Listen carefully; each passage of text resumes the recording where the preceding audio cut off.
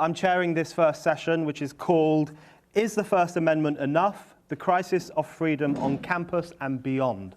And what we want to try and do in this session, in the brief hour that we have, is really look at what are the greatest threats to freedom of speech today, where are the greatest threats coming from, and what might be done about them. And as someone from Europe, when I look at America, I always have two feelings. Well, I have lots of feelings, but two in particular. The first one is envy. Envy that you have an actually written down guarantee that the government will not restrict your freedom of speech. That is something that Europeans like me are very envious of, because it's completely different in Europe, where in every single country there are laws restricting what you can say, where people have been imprisoned or fined for making racist comments or criticizing Islam or some other speech that their government has decreed to be unacceptable. So I'm always quite envious to look upon a country where, as Jean was saying, outside the front of this building, it's written in stone, that very clear statement of freedom of speech. But then the second feeling I have, which I think is what we want to talk about today, is a feeling of surprise. Surprise that even though you have this First Amendment guarantee of freedom of speech, you still face some of the same problems that we have in Europe in relation to the new censorship, in relation to the new intolerance, in relation to a sense of conformism and a culture of restraint in relation to what people can say. Most obviously, and you can see that in the rise of campus authoritarianism, the fact that on campuses there is a new generation who seem pretty hell-bent on restricting the expression of certain ideas or certain words. You also have the Twitter mob phenomenon, where if someone online says something outrageous or shocking or off-message, they can expect to be hounded by groups, an online mob, telling them to recant, to apologize, to take it back. And I think you also have a similar culture of conformism here on certain issues. Dare I name two of them, climate change and gay marriage, on which it feels difficult for some people to express a dissenting view or to say something that doesn't go along with the mainstream outlook. That too is similar to what we have in Europe. So I always have that kind of mixed feeling of saying, wow, America, brilliant, you have the First Amendment, but at the same time, how is it that you still have these problems with freedom of speech? So that's kind of, I think, what we want to talk about today, the question of who threatens freedom of speech today? Is it just the state, or are there other actors undermining it too? And if there are other actors, then is the First Amendment enough? Is it enough to rein in the state, or do we need to rethink how we argue for freedom of speech and how we put the case for it in the public sphere? Thanks for having me. I just wanted to, I got 5 minutes and I got 5 points I want to make, so I'm going to burn through them pretty quickly. The first thing I wanted to say is that the situation for free speech globally is dire. The unfree speech, the unfree world, whether it be North Korea or China, is of course still unfree. The Islamic world is almost certainly less tolerant of dissent than it was before the fundamentalist revival of the 1970s. The states of the former Soviet Union, especially Russia, are some of the most dangerous places in the world to be a journalist. And most disappointingly, Europe, which Brendan has already spoken to a degree, has turned on speech, whether it's the form of hate speech codes, national security laws, the insane right to be forgotten, I can explain my thoughts on that, or blasphemy laws, even in countries as secular as Denmark. I call this problem the shrinking circle of freedom of speech, which I can explain more later. And just to explain, this is not what we would have expected circa 1989, 1992. It seemed to be a vindication and victory for freedom of speech, and the fact that it seems to be retreating globally is kind of a surprise. So, two, free speech is not so hot in the US either, especially on campuses. I could spend all day talking to you about the approximately 55% of American universities that maintain unconstitutional speech codes. But here's some quick examples. In 2013, we saw students at 2 different colleges being told they could not hand out constitutions, in one case even to honor Constitution Day, without confining themselves to a tiny free speech zone and getting advance permission from the administration, the state essentially. Another school forbade students from protesting for animal rights unless he applied in advance and wore a free speech badge with his name and explaining, I guess, why he wanted to have free speech. Signed by an administrator. I've written a couple books on it, since I can't cover them all here, definitely I'm happy to give those to anyone who promises to read them. There is an argument that and then there's the argument that my British mother would make, and also that I've had with Brendan before, that the UK is somehow freer for their lack of a Bill of Rights. The idea is essentially that you are freer if your rights are protected by being inscribed in the hearts and minds of individual citizens. And I think James Madison would entirely agree with this idea. However, free speech can be killed in an instant. It can go away anytime the hearts stray, and the hearts of people stray from basic rights all the time, particularly when they're angry, outraged, or frightened. I think the last 10 years in the UK have proven that, if you want to protect free speech, you need something like a First Amendment, because moral panics and perceived national emergencies happen all the time. You could say that Americans sometimes hide behind the First Amendment when the going gets tough and don't always stand up for free speech from a moral or philosophical standpoint. But my response is, damn right. Society loses its mind on a regular basis, and during those times it's good to have a strong legal bulwark to hide behind. But to be clear, something like the First Amendment is necessary but not sufficient for truly protecting free speech. Many current threats to open discourse do not touch upon law, they touch more upon culture. Whether it's trigger warnings, Twitter mobs, campus or off-campus groupthink, or what John Haidt and I call vindictive protectiveness. The threats to open discussion, pluralism, and candor cannot be fixed by law, and they can only be fixed by cultural pushback and wise old concepts like giving people the benefit of the doubt, hearing the other side out, and generally exercising my one highfalutin term, epistemic humility. But the problem is that to a large degree, it seems that American intellectuals, in particular in academia, have fallen out of love with freedom of speech, realizing that it's sometimes an impediment to carrying out more important parts of their agenda, or what they deem to be more important. The transformation of freedom of speech from an international human right, which was once an American ideal, into merely a regional prejudice is one of the reasons why we're having such a hard time fighting the threats to free speech both here and abroad. And in this sense, I'm a radical. I think freedom of speech should be a global value. I think it should be safe to be a dissenter, an atheist, and for that matter, a fundamentalist of any religion anywhere in the world.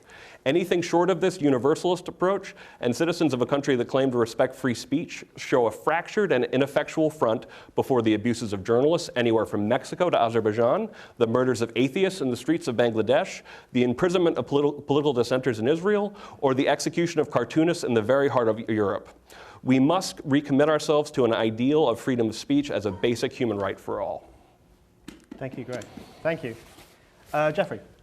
Thank you so much. So wonderful to be with you, Brendan and Spike, which I very much admired.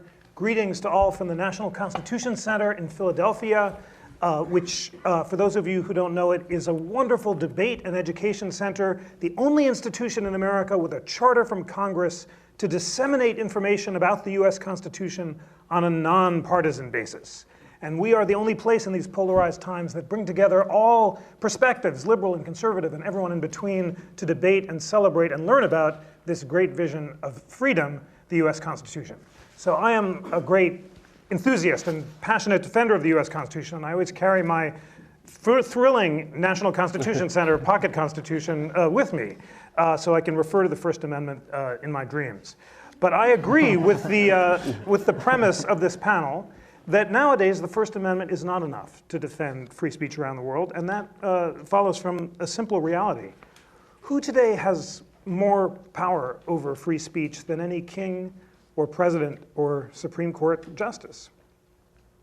It is, of course, lawyers at Google and Facebook and Twitter and at the online platforms on which speech actually exists today.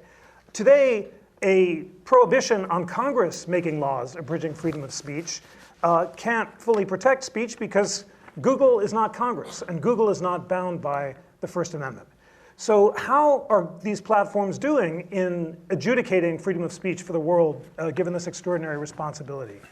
Well, they could be doing worse, in fact. And despite Brendan's sort of mixed enthusiasm for the US, I agree with Greg entirely that if you have to choose between Europe and the US on free speech, the choice is clear. He referred to the right to be forgotten as insane, and I agree. that it is. The right to be forgotten, as we can talk more about later, is this new right recognized by the European Court of Human Justice. It comes from the French droit à l'oubli, or the right of oblivion, which is very French. It's sort of straight out of Star Trek. And the idea is that if any data subject in Europe objects to any data concerning that subject, then they can demand its deletion. And if Google decides that the speech is not necessary for public debate and is outdated or irrelevant, then it has to remove the speech. And if Google guesses wrong and is second guessed by a European privacy commissioner, it's liable for up to 1% of its annual income, which last year was $50 billion. So that concentrates the mind, and as a result, Google has understandably removed 40% of the requests for deletion that it's received. These both include requests from private figure to have old criminal history deleted, but also requests from public figures and politicians in Britain who have been written about on the BBC and whose stories the BBC has been forced to remove. This is a dramatic example of the clash between the American devotion to liberty and free expression and the European preference for dignity. We're also seeing it in the recent decision of the European Court recognizing broad privacy rights. And I yield to no one in my passion for privacy, but when it comes to the clash between free expression, I think that it's up to citizens and not regulators to decide what's in the public interest. And this delegation of authority to lawyers at Google to decide what's relevant and what isn't has grave consequences for free speech. There are public figures who are literally deleting themselves from the internet by objecting that they're being demeaned. So you were encouraged to tweet. If you were tweeting right now someone that I'm giving a boring talk or I'm going on too long after the show, if we were in Europe, I could object that you violated my dignity and demand that I be removed from the internet. And if Yahoo were petitioned, they might do what they did with an Argentinian pop star and literally remove all mention of me from the internet. If you plugged in my name to Yahoo and I got a right to be forgotten order, you'd say, Jeff has been removed pending judicial action. So this is not a good thing, and it poses a serious threat to free expression. But how more broadly are the internet service providers doing when it comes to enforcing their terms of service, which after all are more of a constitution for free speech for the world than the US Constitution is? I think they're not doing terribly. Take the example of the Innocence of the Muslim video. A few years ago, President Obama and the President of Europe demanded that this video be removed from YouTube and Facebook on the grounds that it was allegedly causing the Benghazi riots. They looked at their terms of service, both of which prohibit criticism of a religious leader, but they prohibit criticism of religious groups, but not a religious leader.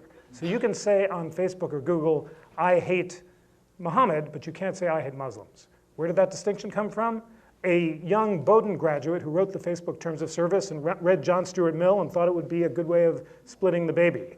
It's not rooted in US jurisprudence. It's not especially rooted in classical liberal principles, but it was just where they drew the line. As a result, both Google and Yahoo left the video up, and in retrospect, that proved to be a better decision than that of President Obama and the President of Egypt in light of evidence that the videos weren't the cause of the riots.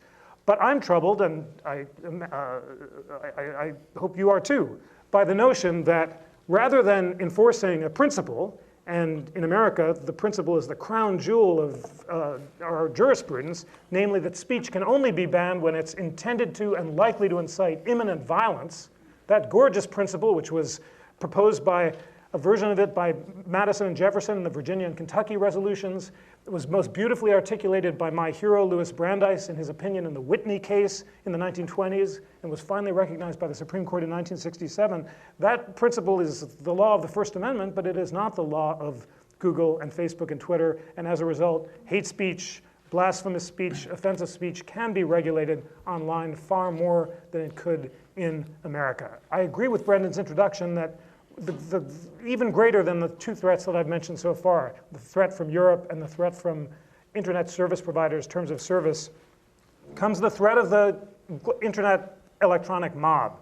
And Twitter mobs and self-censorship on campus and the fear of the terrible censure that can result online from expressing unpopular opinion indeed inhibits people of all ages from expressing themselves. There's nothing new in that. All of our free speech battles throughout history have come from majorities intimidating unpopular minorities from expressing unpopular views. Those majorities used to express their views in law and statute because the only way of silencing a speaker on a street corner in Hyde Park is to send a policeman. Now that we express ourselves online and in real time, laws are not necessary or effective, and a far easier way of silencing unpopular views is public shame.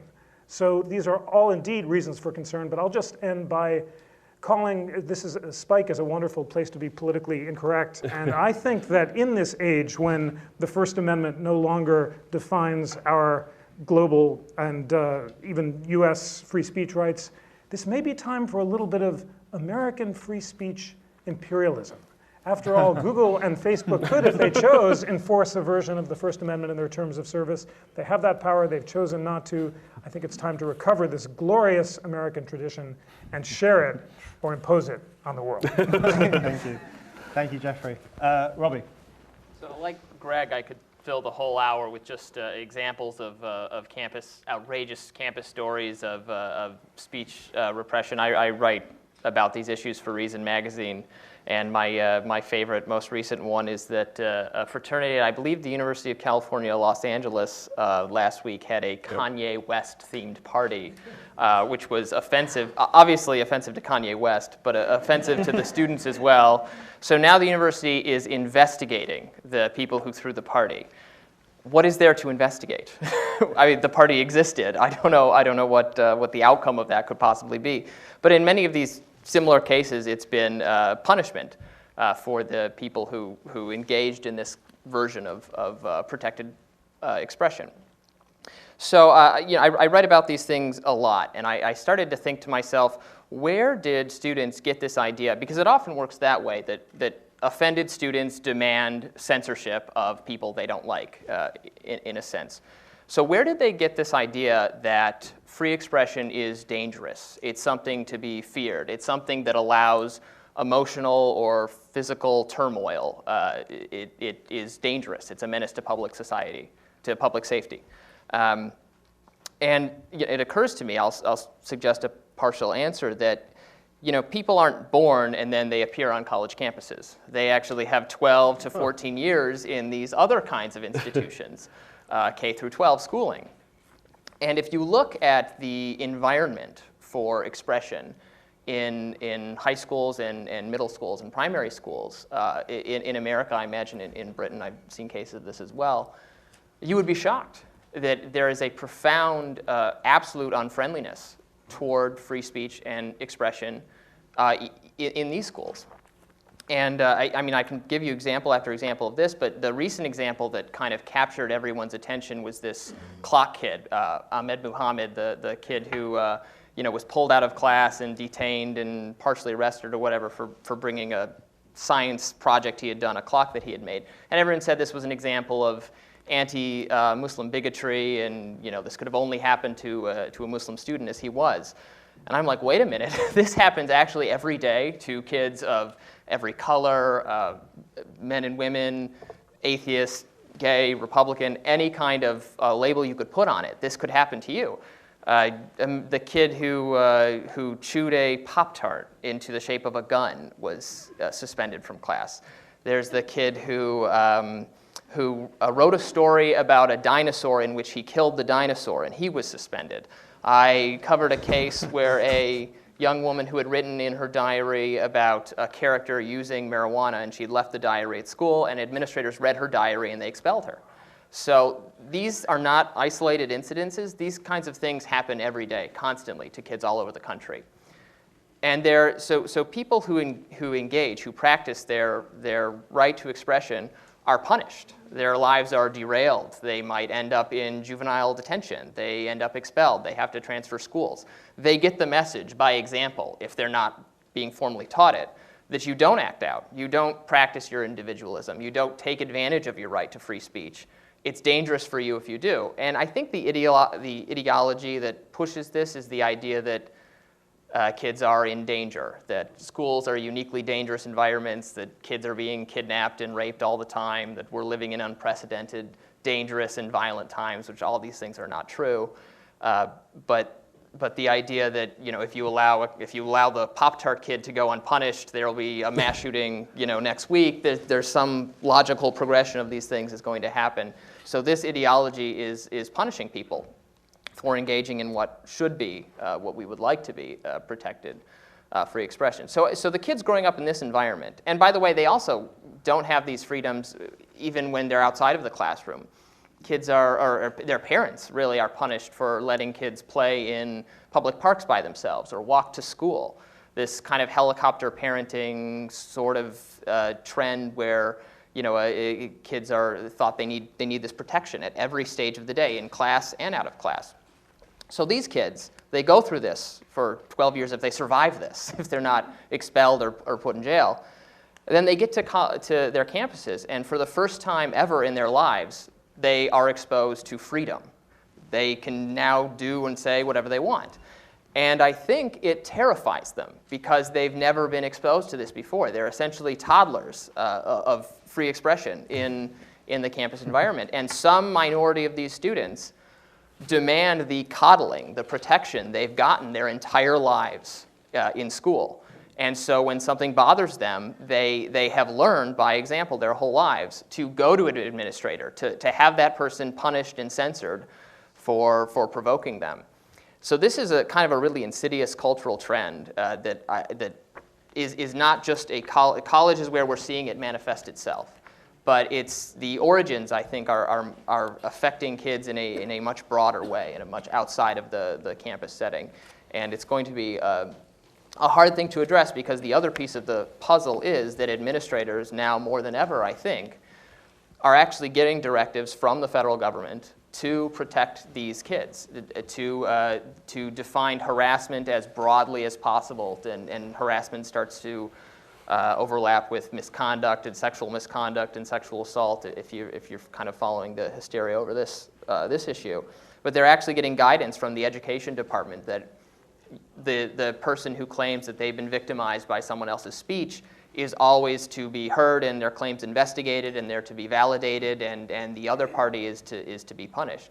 So you have the cultural kind of learning happening up to the campus, and then you have actual federal guidance meeting it on the other end. So I think it's a very worrisome thing with broader implications and causes than it would appear at kind of first blush at these outrageous, who could be outraged other than Kanye West at this party being thrown. Thank you, Robbie. David. I want to make 2 points. First, I think that First Amendment freedoms are very fragile today with regard to government censorship. And 2, we face great threats from private actors who engage in censorship regularly.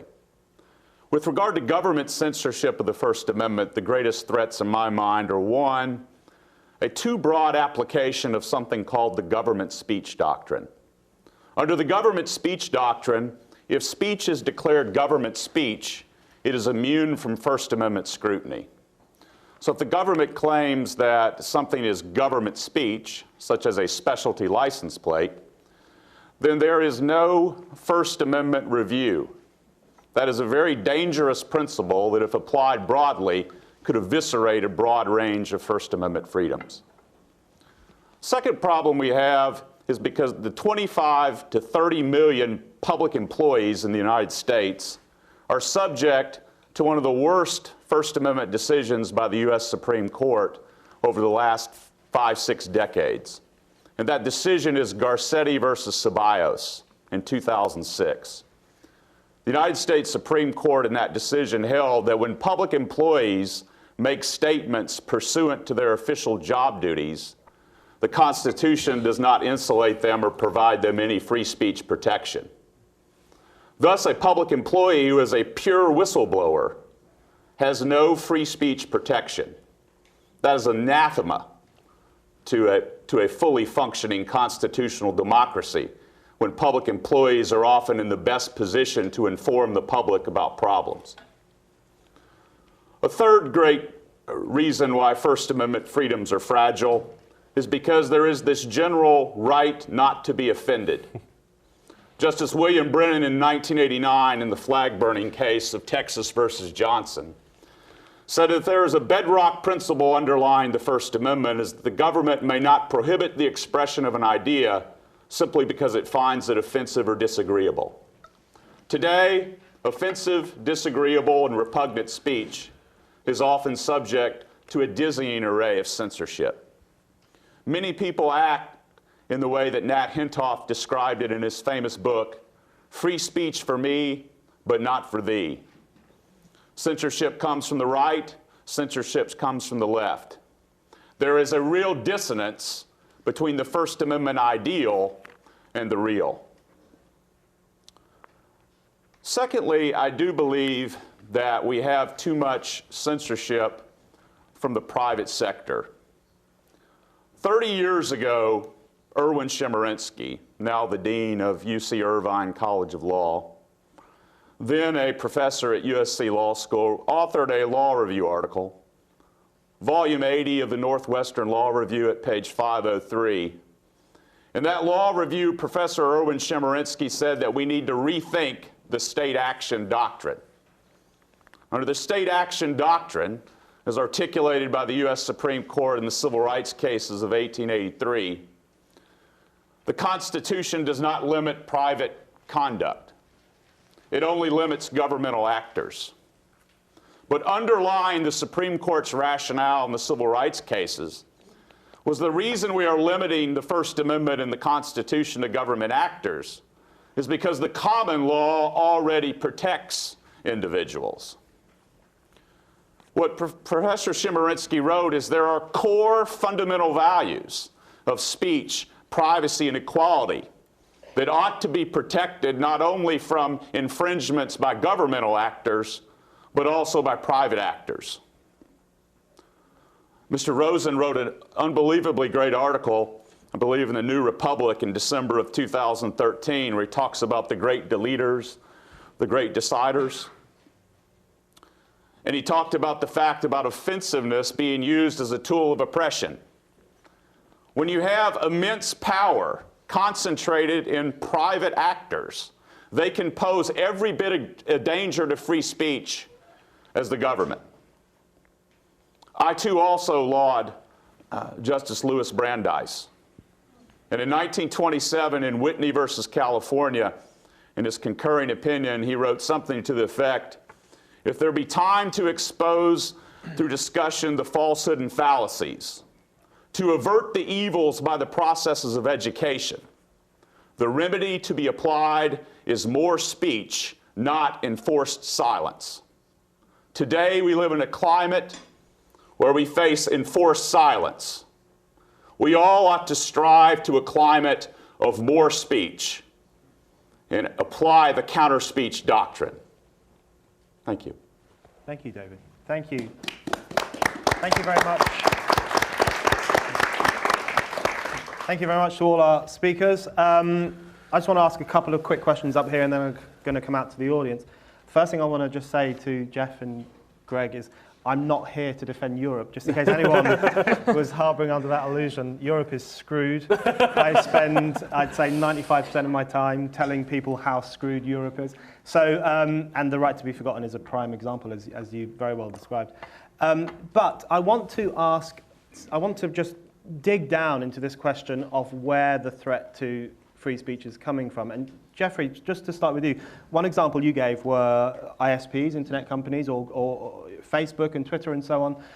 But I wonder, to the extent that they do police speech, and they do, particularly most explicitly in Europe, aren't they reflecting an already existing culture, particularly a culture that says you have the right not to be offended, or that words hurt you, or that words can be harmful, or that words can damage you, which is an idea that has grown through the academy and through political discourse for 30, 40 years. So I wonder, is it enough for us to criticize Facebook and Twitter, or do we need to, aren't they simply the enforcers of a cultural outlook that needs to be kind of smashed apart? They're the enforcers not only of cultural outlooks, but of laws. And on balance, they're doing far better than the governments. So Facebook and Yahoo and Google have to enforce local laws. Initially, Yahoo said, we don't. A French judge ordered them to remove Holocaust denial from Yahoo, and they said speech must be free, and let 1,000 flowers bloom, and the judge threatened a ruinous fine, and they said, on reflection, we do have to enforce French law. And as a result, thank you for the kind words about that, the deleters piece. So each of these companies has lawyers who are woken up in the middle of the night with requests from the Turkish government that they remove YouTube videos calling Kemal Ataturk gay, which is illegal in Turkey, and then the King of Thailand wants videos with his feet over his head removed, which is illegal in Thailand, and they don't speak Turkish or Thai, and it's 3 in the morning, and multiply that by 142, which is the number of countries in which Google does business, and you have a sense of the scope of the problem. But broadly, although they're required to enforce Thai and Turkish and French law, these are American lawyers trained in American law schools with a generally civil libertarian spirit. And in edge cases, when they have some discretion, they prefer to leave speech up rather than take it down. So although I would rather, thank you, what a beautiful quotation from the Whitney decision, although I would rather have our hero Justice Brandeis's principles enshrined as Facebook's terms of service, on balance, when there is discretion, these young lawyers are more Brandeisian than they are European. Okay. Robbie, I wanted to ask you about the helicopter parenting explanation for why we have these pathetic students who want to be protected from words and ideas and everything else. I understand where you're coming from, and I certainly think that's a contributing factor. But if you look at somewhere like Britain, we have something like helicopter parenting, I suppose, but certainly not as intensively as you have it here. And yet, the censorship on British campuses is, if anything, worse. I mean, people are hounded off. There are basically mobs chasing you off campus if they don't like what you say.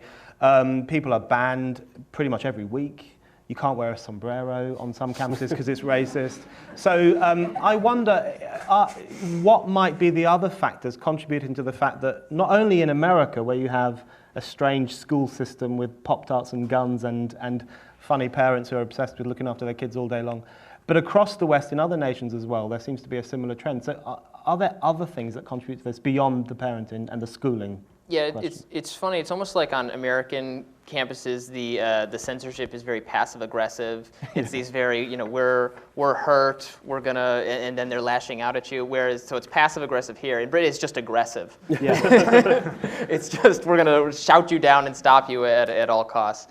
Yeah, that's an interesting observation there. That's a little different. The kind of helicopter parenting, and you do have this phenomenon. Whereas there's also the idea that just in general, and so all college campuses, I think, share a lot of the same traits, if they're in Britain or here. And so there's this idea now that we're moving to a different kind of culture, a culture of victimhood instead of a culture of honor or anything like that, where your reputation is on the line, but you're encouraged to be a victim. So it gives you more power and social capital if you are pathetic, if you're weak, if you need administrators to help to save you. So everyone, and on college campuses where there's very little actual danger, there's very little actual threat to your person. So we're taking the smallest kind of transgressions, the equivalent of, I stubbed my toe over your foot or something. That was a violent attack. So that's the kind of thing we need to adjudicate. And so we're going for those very, very low importance transgressions to amplify how we're victims. And that's why it comes out seeming ridiculous. I'm sure you're aware of this story, and everyone is talking about it on Twitter this week. It was at Oxford, the student who, and she was an activist student, very active in all these very leftist activist groups.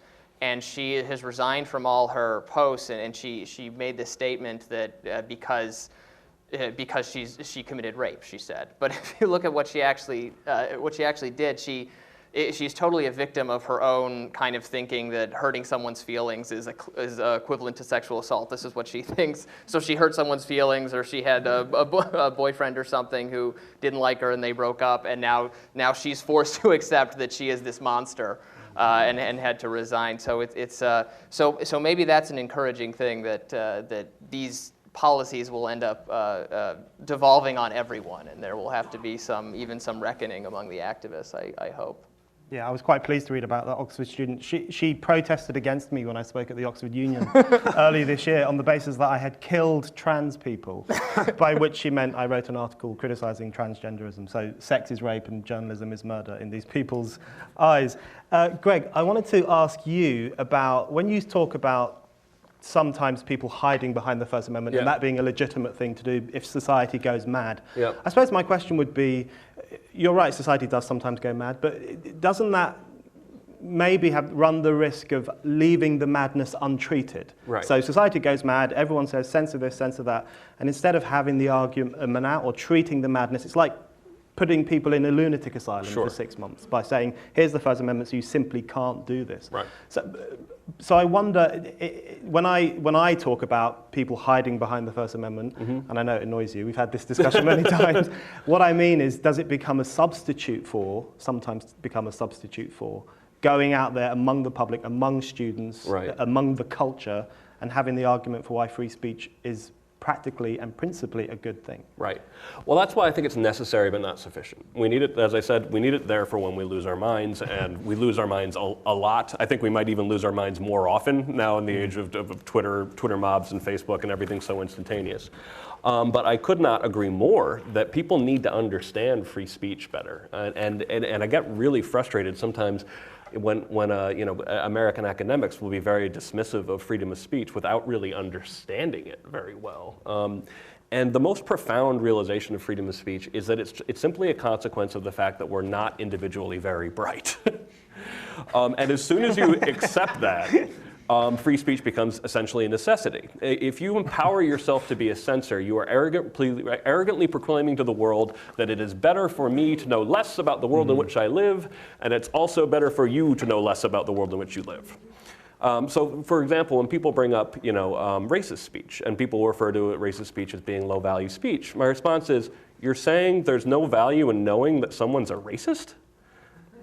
Because then this is the informational kind of theory behind speech, that essentially it's better to know the world in which you really live. And I think that sometimes even First Amendment advocates in the US, even free speech advocates in the US, engage in the circular argument that freedom of speech is good because the First Amendment protects it. And sometimes even they don't have necessarily a very deep understanding of where it comes from, which is one of the reasons why I think we hesitate to talk about it as a universal human right.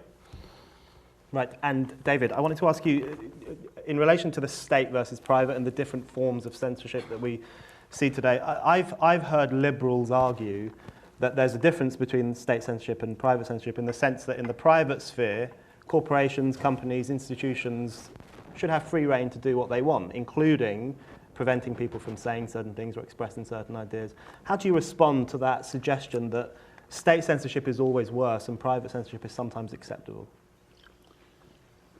Well, there is a school of thought that would support that, to the sense that, two justifications for having a state action doctrine are that there should be a zone of private conduct that the Constitution does not cover, and secondly, we should respect the principle of state sovereignty. However, in today's society, certain private actors have such immense power and immense wealth that they can impact speech much more so than, say, a local municipal official or a state official or a government official.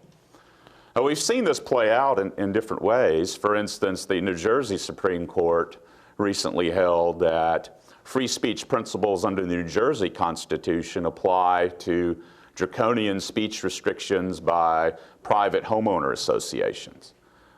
We saw the debate played out as to whether free speech protections under various state constitutions should apply to privately owned shopping malls, which are the late 20th century, 21st century of the town square. So I think that there are certain private actors who have such power, and if we think about the concept of the public forum, there are online public fora, and people do have a right to receive information and ideas. And so fundamentally, I simply believe that there are certain private actors who have accumulated so much power that we ought to impose free speech norms and strive for free speech norms in the private sector as well as the public sector. Thank you very much. Right, I'm now going to come out to the audience. So the way this is going to work, I'm going to take batches of questions. So the speakers, you should make notes or think how you want, who you want to respond to and how you want to respond. I'm going to take batches of questions and come back to the speakers and maybe do that 2 or 3 times max because we are pressed for time. So please keep your comments/questions as brief as you possibly can. So we'll start with Wendy Kaminer.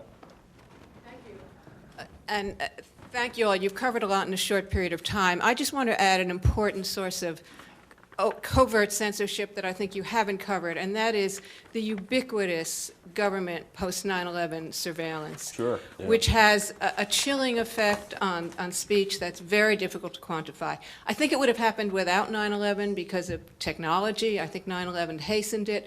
But I would refer you all to a survey that Penn did of its writers on the effect of surveillance, which to some extent did quantify a really scary, chilling effect. One great way to shut people up is to make them aware of the fact that someone with power to shut them down is always listening. Thank you. Yes, gentleman here in the front row.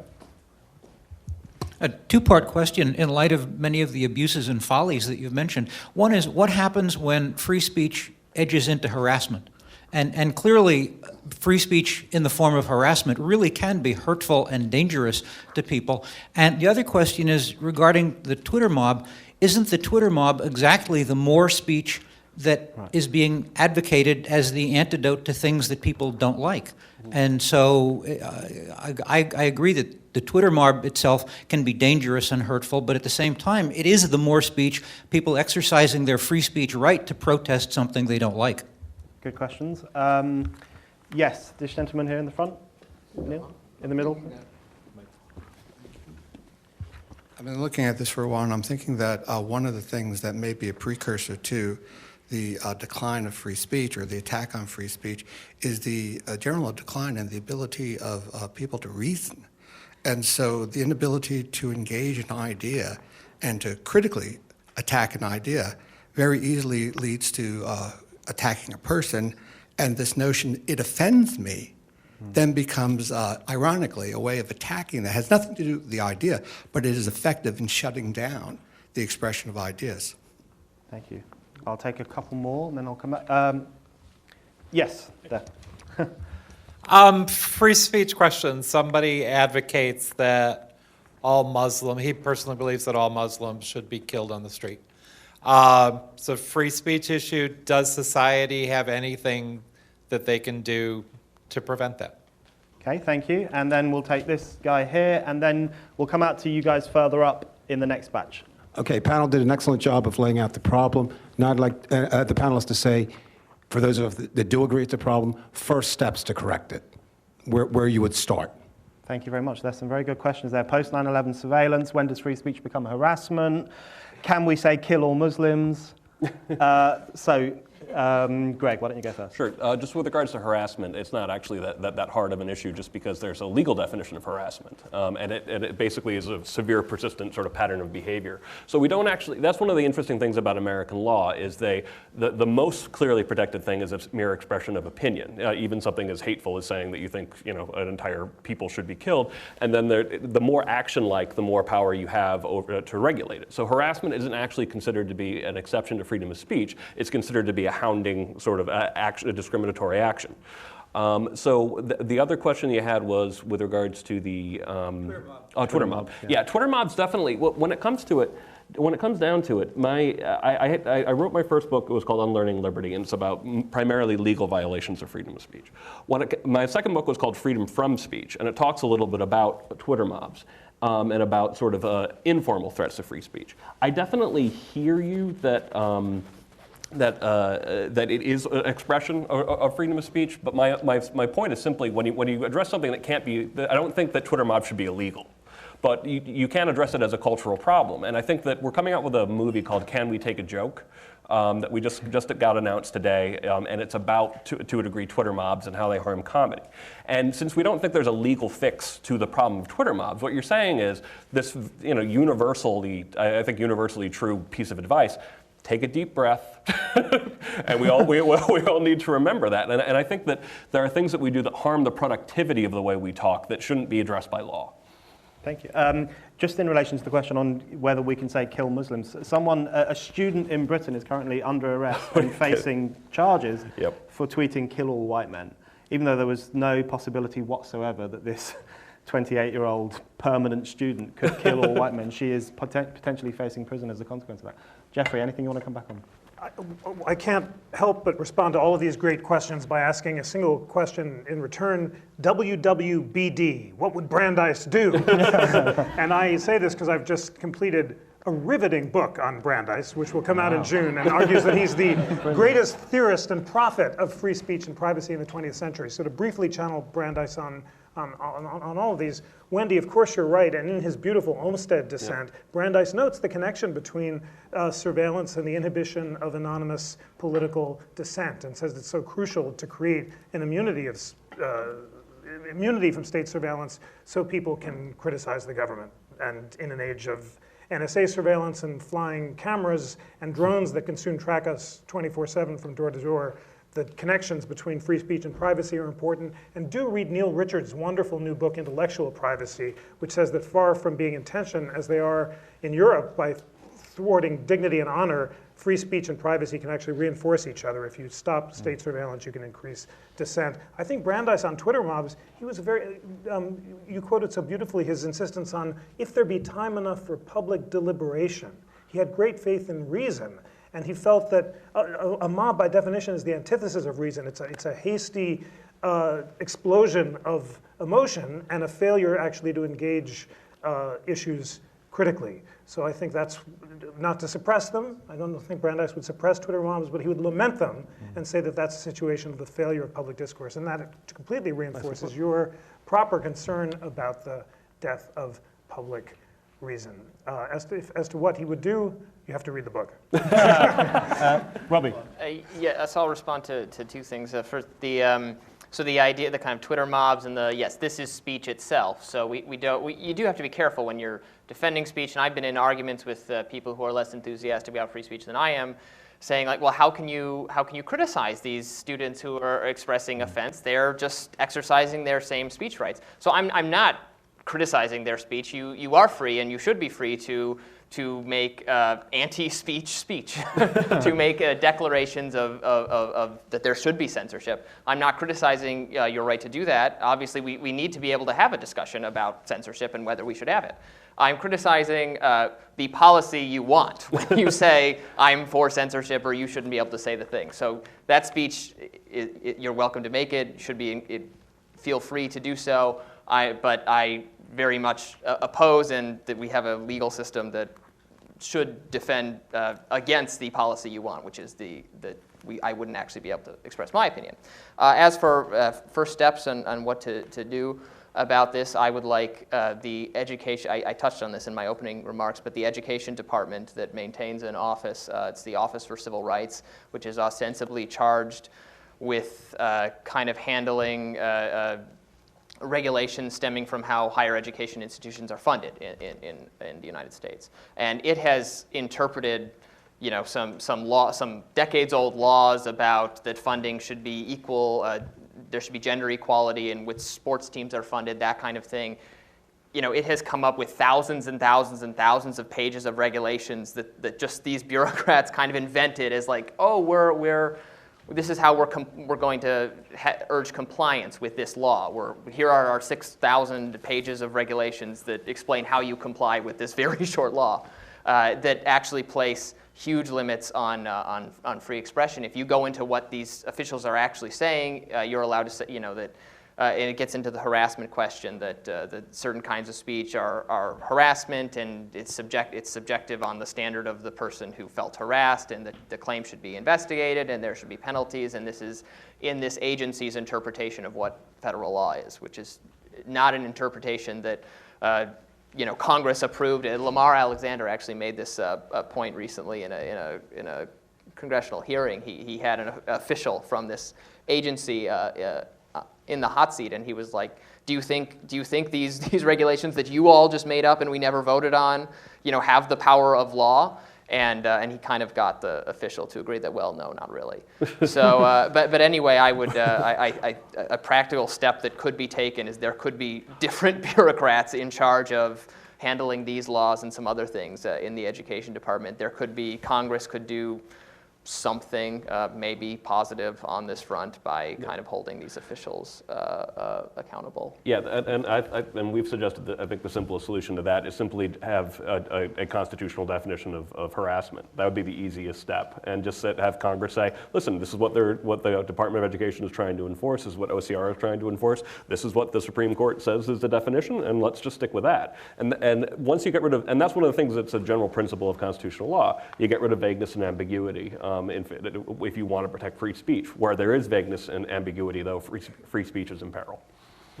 Don't go down Britain's route of having a malicious communications act, through which people have been jailed for tweeting maliciously.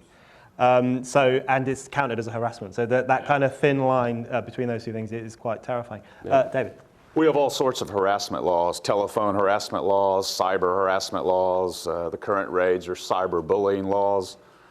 Some of them have been upheld as constitutional, but some of them have been invalidated over and over because they are vague and they are overbroad.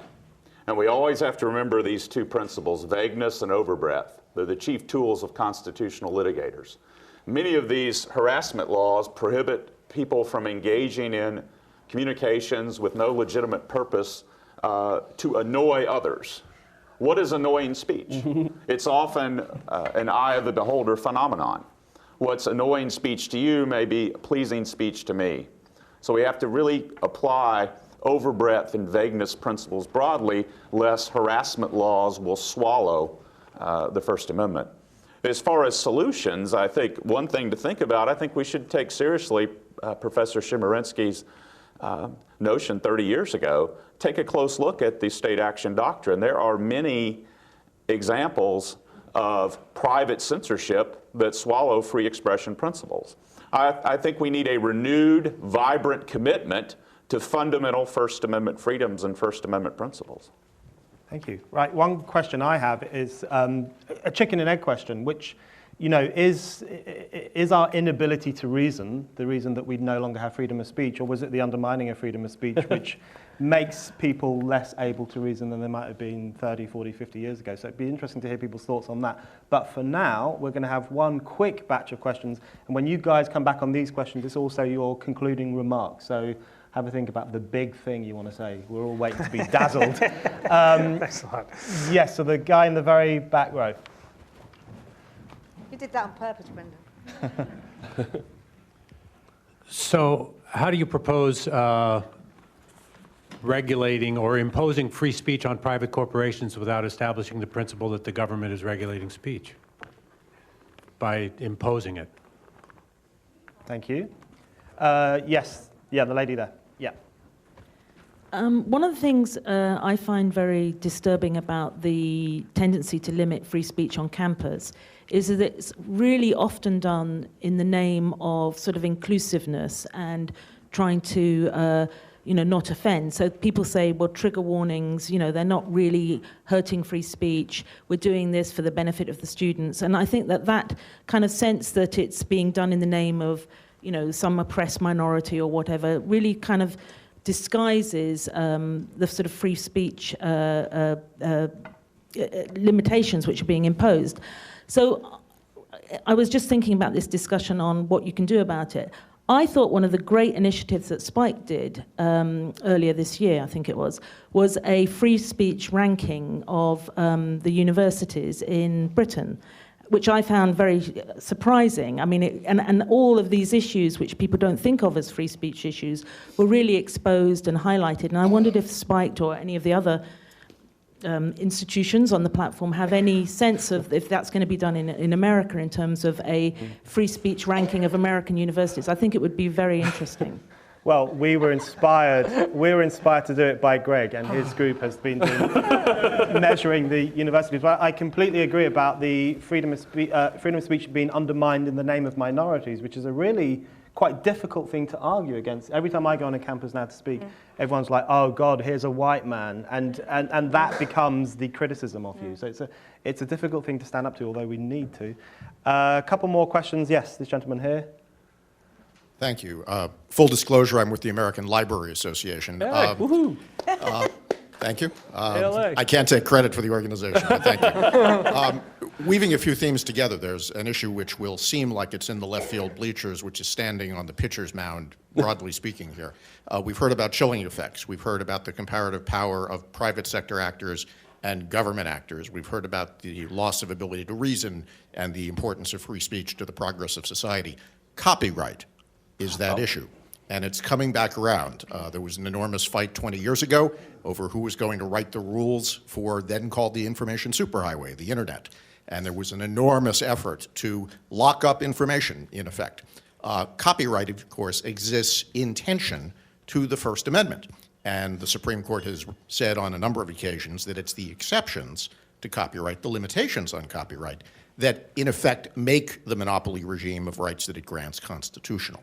The fight is back. So stay tuned. I would welcome any of your thoughts on how this tension of free speech, which is often shut down by copyright and enormous statutory damages, that's the chilling effect. Any thoughts welcome. Thank you. One more quick question. Yes, the gentleman just behind. Yeah. Thank you so much. Well, you made a good presentation, but I was thinking there's this movie on the genocide that took place in Rwanda. It's called Sometime in Nepal. And one of the segments is about the action that was proposed to the American administration to at least cut off one radio that was promoting hatred within the people. And there was this excuse of the First Amendment, say they cannot interfere with freedom of speech. So did the First Amendment kill Rwandans? What do you, if you're seated in that position, what do you think, what is the reason and what should happen in that case? Yeah, well that comes back to the question of when does free speech become dangerous? Or does it ever? So I'm sorry, that's all the time we've got for in relation to questions. And now I'm going to ask the panelists to do the impossible feat of respond to questions and sum up in 1 minute each. Oh my God. So, because we are pushed for time, so I'm going to start, David. Censorship is contagious. Censorship is rampant. Censorship comes from the government and censorship comes from private actors. We need to think carefully. Freedom of speech is a fundamental right. Should we only limit governmental actors, or should we at least advocate for an expansion of statutory law or the common law? Since 1937, we've had an unbelievable expansion of individual constitutional rights, but we have not, in this separate sphere, we have not always had an expansion of common law protections. Justice Kennedy wrote in 1995, self-assurance has always been the hallmark of a censor. We need to assure ourselves that the First Amendment remains vibrant, that it remains our blueprint for personal freedom, and that we do everything we can to protect it in a fully functioning constitutional democracy. Thank you, David. Greg. I'll take the Rwanda question. So it's been interesting that this question of whether or not free speech is actually evil because of, one, the Holocaust, and two, the Rwanda genocide. It comes up shockingly often. It's a very popular trope in Europe in particular. And I have a short answer and a longer answer to this. The first one is excessive commitment to individual rights caused neither the Nazis nor the Rwandan genocide. And that sounds flip, but it's also true. If there was a Bill of Rights that you could not vote away, it would have been very hard for either of those to happen. But when it comes to the law, and I always talk about this in terms of free speech, free speech is bigger than the First Amendment, but the First Amendment is the longest sustained experiment on how to make free speech work in the real world. And one of the doctrines within it is incitement, and it's incitement to imminent lawless action. So if you're actually telling people to go out to kill each other with machetes during a situation in which it's likely for them to go out and kill each other with machetes, that's not even protected under the First Amendment. So it doesn't end up, applying either in the world of ideas or in the world of law. I actually think the American First Amendment is a great model for us to follow. But just, in conclusion, overall, I do think that when it comes to freedom of speech, I think that both there is this moral kind of ideal of it, and I do think that the American system of law, I think sometimes Europeans can be a little dismissive of it because they don't think, they're not aware of how hard we've thought through issues exactly like this. Issues about like when are we encouraging violence, when does it be, what can be banned. And I do think that that in some ways that some amount of being self-confident about the law and the principles as we come up is something that Americans in this case should actually be should be quite proud of. Jeffrey. On the first question, when I called for American free speech imperialism, I wasn't suggesting that the government should require Google to impose the principles of Brandeis, but that Google should do so voluntarily. However, it is interesting that Google is claiming that its entire search algorithm is protected speech, and therefore it should be entirely immune from regulation, including regulation that would prohibit it from favoring its own products over those of its competitors. That sort of digital Lochnerism is a free speech on steroids, like the guy who asked on the Titanic who said, "I asked for ice, but this is ridiculous." So, as for copyright, of course, that is the tension between prohibitions on monopoly and free speech, and Jefferson is the perfect figure here. Jefferson actually endorsed a constitutional amendment that would have prohibited Congress from setting up corporations with exclusive monopolies or privileges of commerce. He was a populist who would have stopped the monopolies from forming to begin with, but he believed that copyright was a limited exception. He wanted to limit it extremely for limited terms to allow authors of genius to have an incentive to create, but very much to cabinet. And I think it's the note of Jefferson as well as Brandeis that I want to close on and also answer Brendan's important question about whether reason is suffering because of a lack of, because of suppression of free speech, or the suppression of free speech is ending reason. But Jefferson and Brandeis insist that self-education is a duty. Jefferson says that only by educating themselves about the foundations of their liberties can citizens ensure that democracy persists and that a democracy cannot persist ignorant and free. Brandeis says that public discussion is a political duty, and this was a fundamental principle of American government, and he thinks that citizens also have to educate themselves about the best arguments on all sides of constitutional issues so that they're engaged enough to take the time to reason together and actually to allow freedom to flourish. So that is why discussions like this are important. This is not a luxury to talk about free speech. It's an obligation, and our job is to challenge students on campuses who are suppressing speech to learn enough about the Constitution and the best arguments on both sides to make up their own minds. I have to end with Brandeis. If we would guide by the light of reason, we must let our minds be bold. Thank you. And Robbie. Two quick points. First, just responding to something you said, Brendan, about the argument you often, you're making an argument often on campuses, and you're told that, I get this too, that you can't address this because you're a white male.